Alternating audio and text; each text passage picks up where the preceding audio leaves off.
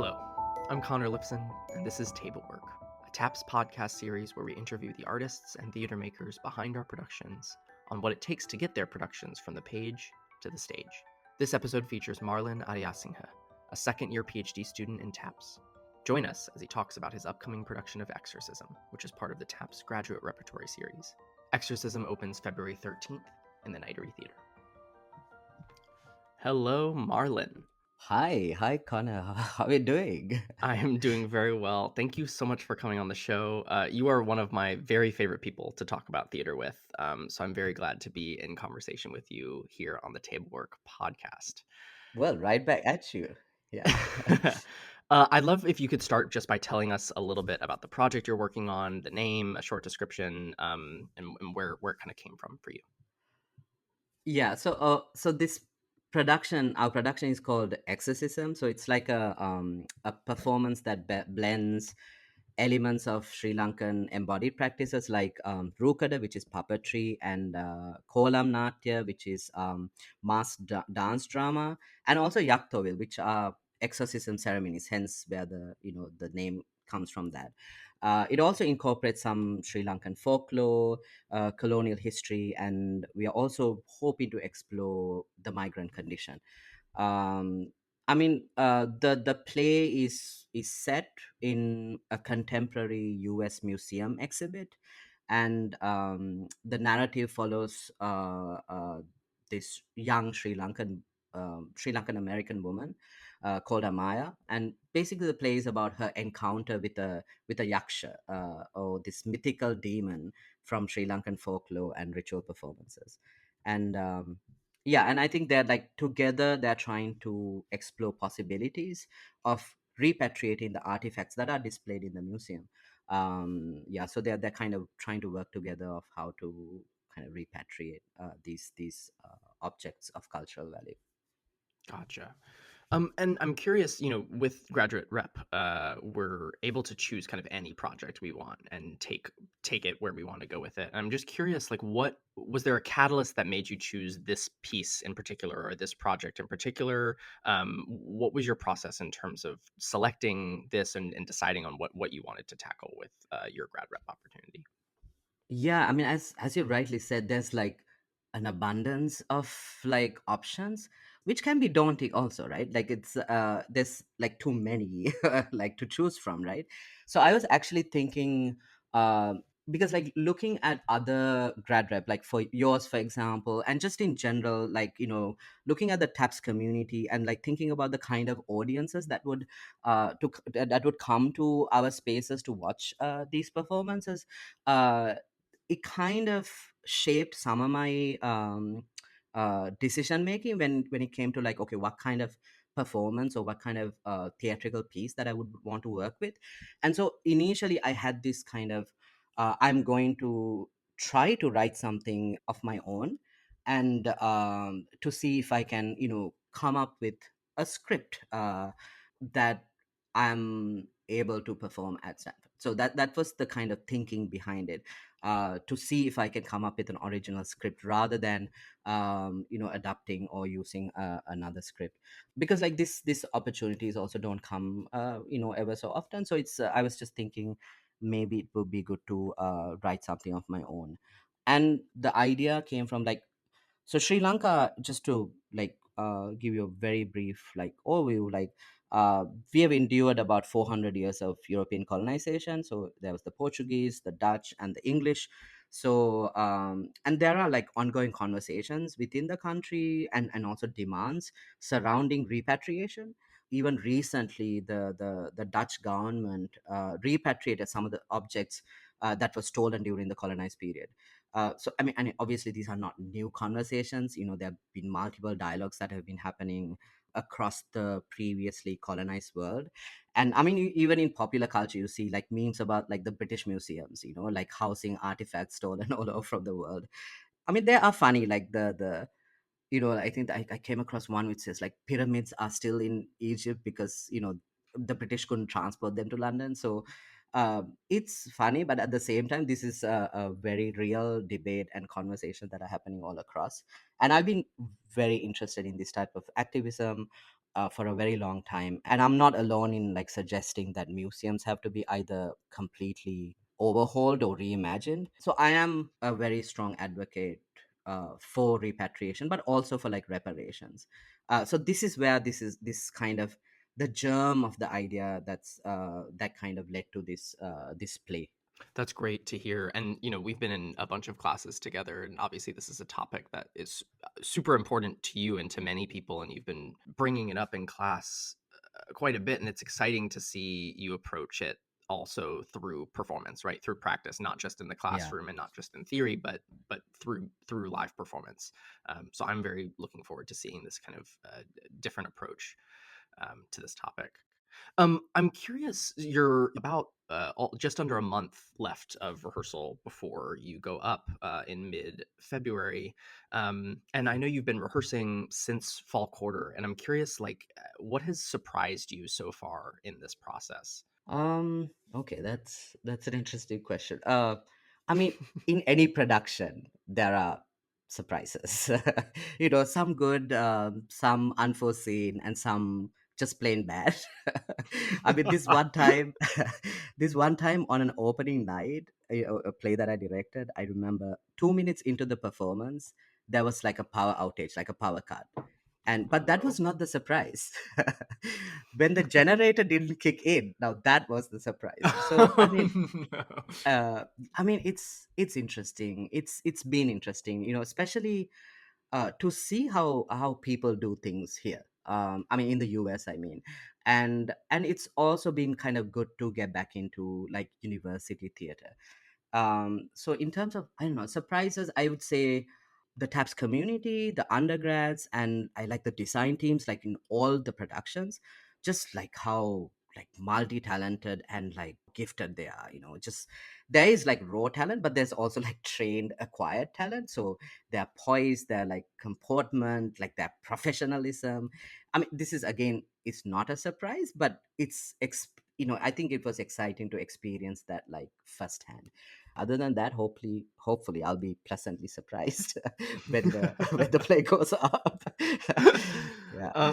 Speaking about this, a huge part of grad rep, I think, pedagogically for this program is that collaboration, right? You're collaborating Mm. with your actors, you're collaborating with designers, you're collaborating with the production staff, um, and there's design and technical elements in this show. And I'm curious if there are any in particular that you're excited about. I know that there might be some puppets involved. Yeah, so I mean, like you said, like collaborating with the production team, the design team has been such a joyful experience. So I mean, shout out to people at like the production team, like led by Tyler there. Like I said before, the design team is exceptional, and I'm really excited to see how it will all come together. In terms of like a design element, I would say maybe like the overall mood that we as a unit are trying to create. I mean, there will be puppets, Connor. You'll see puppets, but I'm not gonna give too much away, Right. right? But again, even the puppets, they come into conversation with this mood, which I mean, which with along with the sounds, lighting, costume, and of course scenic design, we are thinking of like creating this overarching mood that hangs over or above through the duration of the play, and of course other moods that shifts within the play. So I'm kind of excited to see how those elements, I mean, how the different design elements come together. Yeah, this is another exciting thing. I think we've been working with the mask making and kolam communities, like performing communities Oh, from wow. Sri Lanka. So we actually had a couple of training sessions, and we've already kind of incorporated some of the like gestural vocabulary to our process. I mean, of course, we're not gonna replicate it. It's because this performance they train their whole lives, and it basically it's embodied and it's like second nature to them. But I'm already seeing how this will create like an interesting blend. So I'm excited to see that on stage as well. So Yeah, same here. I'm curious about this mood. It's exciting to me just directorially. I'm curious about when in your process do you feel like you identified this atmosphere that you wanted to create? Was it early on when you were writing the script? Was it midway through rehearsal? Was it in conversation with the design team? Like when did it emerge for you, and when did you realize that this was going to be a central priority for you in the process? Yeah, I think that's again a very good question. I mean, I need to like think about it. I feel at the very initial kind of ideation phase, I think there was some exercise that we were supposed to present our ideas, right? So I remember writing down sepulchral, like tomb-like atmosphere, right? So the idea is museums are where these objects go to die, right? So that was my, like, especially these kind of performing objects. So their life is kind of taken away from them when they are brought into these type of spaces. So I did want to have that atmosphere of a tomb, that sepulcher like mood to dominate the play. But then that was like the initial like at the very beginning last year, when I was thinking about the project. But of course, when you have conversations with designers and with the rest of the team, and when the play develops over time, I think we've come, yeah, so I think that has developed from that initial idea into something far more concrete. Of course, mood is not concrete, but still the idea has become concrete in the sense that we are trying to bring it out through these different design elements, like costume, like sounds, and like we are all it's such a exciting thing to see them kind of blending together into creating this overarching mood. So hopefully, Mm. let's see how that goes during the performance. Yeah. Yeah. Oh, that's so great. And it's like feeling, right? Feeling maybe ideas that might seem abstract, feeling them tangibly for the audience feels like a really like a thing that live performance can do that not many other things are Exactly. capable of. In general, I think just working with, like, I mean, you can have ideas, like, but at the same time, to bring them to life, I mean, as directors, we can try, there are so many different ways that we could try to do that. But in terms of like bringing it into like a, like from an intangible conceptual idea into something real that you see, like for example, like in the lighting or the sound, we hear it, we see it. So I think there the design team has been like exceptional in kind of helping to develop this conceptual idea.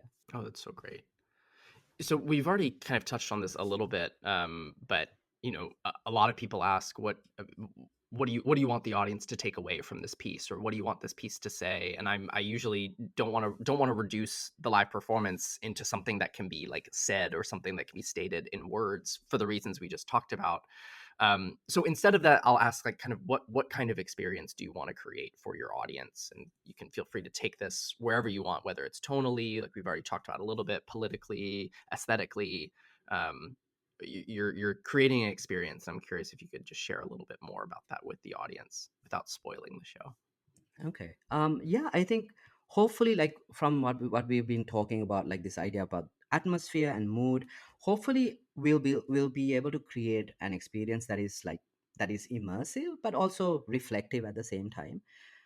Because we are confronting the ethical implications and of like colonial cultural theft, and the role of like Western institutions in perpetuating this kind of cultural erasure. So we are interested to kind of provoke thought about cultural reclamation and identity, and the possibility of cultural restoration in this kind of post-colonial world. So these are like highly political and politicized debates. They're not like easy conversations. They're emotionally charged as well. I'm enraged. I'm angry constantly about these violent institutions, and I think it's also my way of dealing with that through this creative outlet.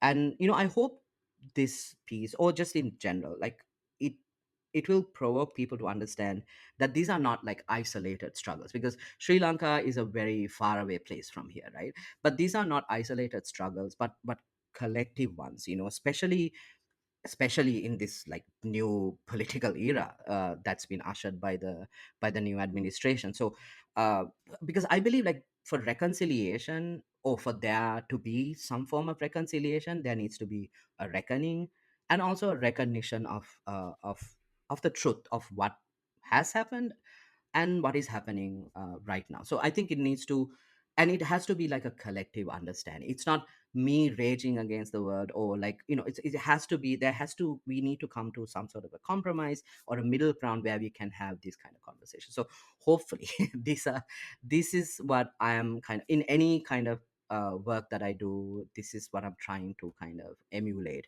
this idea of like collaboration and like collective thinking about a certain problem. That's beautiful. And it makes me think of kind of like a careful and very intentional and very forward thinking form of institutional critique, which seems like Mm, incredibly important in institutions like Stanford specifically. yeah. So I don't know. I think that this is a very important piece for us all to be seeing, and one I'm very excited to. Marlon, we have a minute or two left. Is there anything else that we didn't get to discuss that you wanted to make sure to talk about on this podcast today? I do really want to mention the design team. So we have Nori Dupree as our costume designer. We have Veronica Chen as our scenic designer. Trini Rogando is our lighting designer, and Sebastian Hoffman is our sound designer.